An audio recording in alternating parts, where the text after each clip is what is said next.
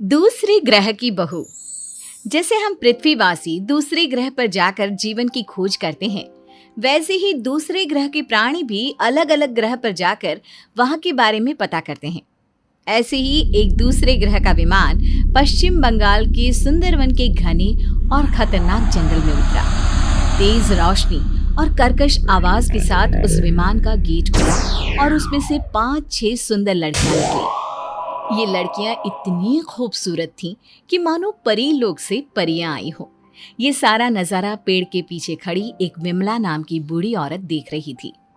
हे भगवान, ये क्या मुसीबत है।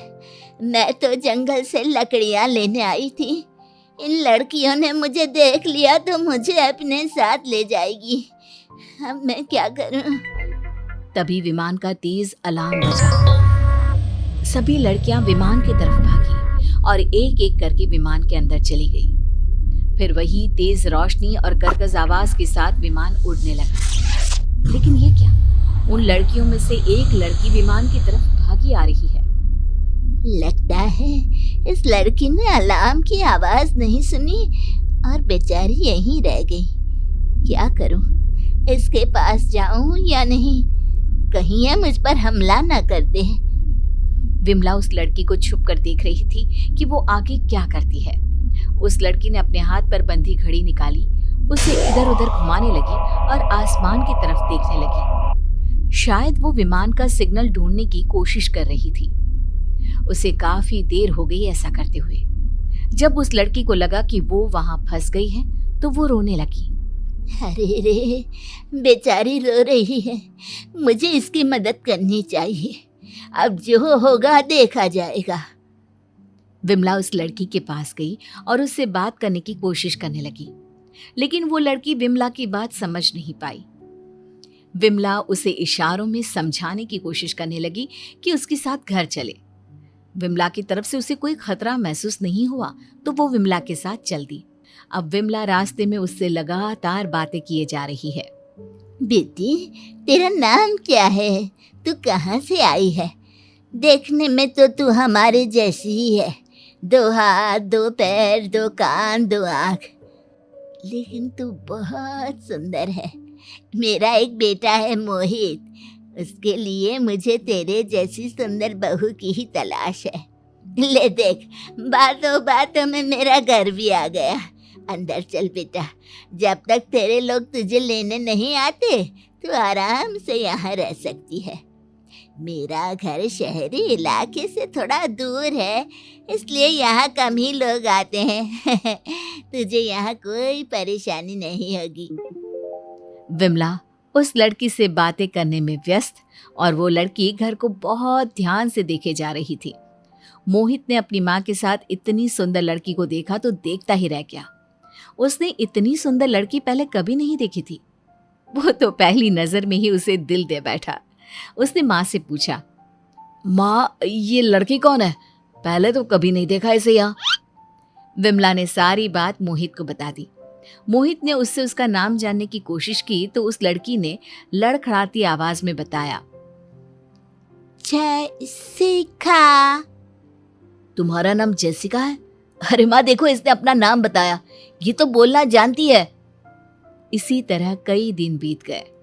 अब जैसिका विमला और मोहित की तरह बोलना और घर का काम करना, बाजार से सामान लाना, सब कुछ अच्छी तरह सीख गई। इसी बीच विमला अपनी बहू की तलाश करने लगी, लेकिन मोहित जैसिका से प्यार करता था।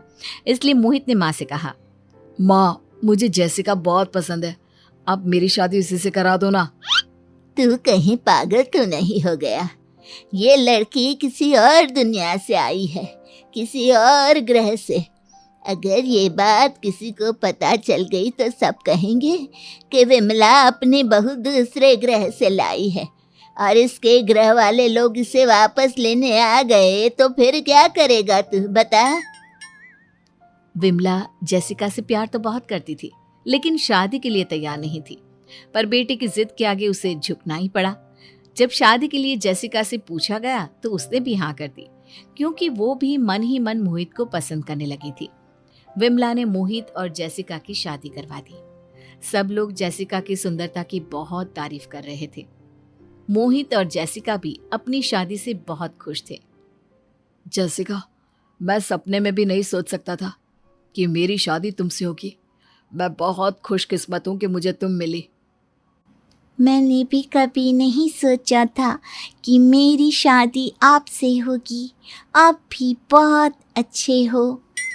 विमला अपनी बहू को बहुत प्यार करने लगी और जेसिका भी अपने पति और सास की बहुत इज्जत करती है। ऐसे ही तीनों के हंसी खुशी दिन बीतने लगे। कुछ दिन बाद जेसिका ने एक प्यारे से बेटे को जन्म दिया जो उसी की तरह बहुत सुंदर था। विमला की तो खुशी का ठिकाना ही नहीं था। बहू, तूने आज मेरा परिवार पूरा कर दिया। मैं बहुत खुश हूँ। और ये देख, तेरा बेटा तुझसे भी ज्यादा सुंदर है। बहू, इतनी उदास क्यों है?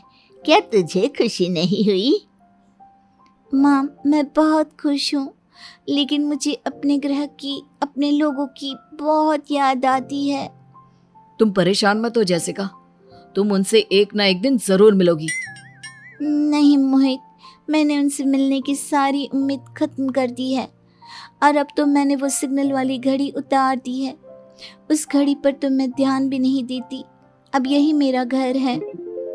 मोहित ने जेसिका का हाथ थाम लिया और उसे विश्वास दिलाया कि वो हमेशा उसका साथ देगा। इसी तरह से 2 साल और बीत गए। अचानक मोहित जेसिका के पास उसकी घड़ी लेकर आया। जेसिका, जेसिका देखो, तुम्हारी घड़ी में लाल रोशनी निकल रही है। अरे, इसमें तो सिग्नल आ रहा है। लगता है मेरे ग्रह के लोग मुझसे मिलने आ रहे हैं।